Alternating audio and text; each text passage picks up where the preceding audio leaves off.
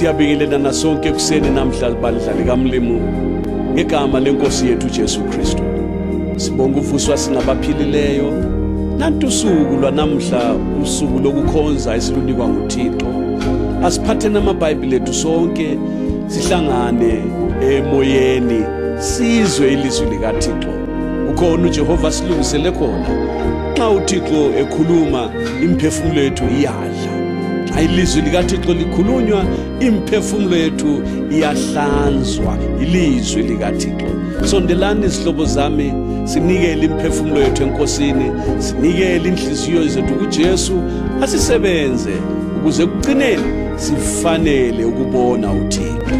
Inkosi mayisibusise sonke.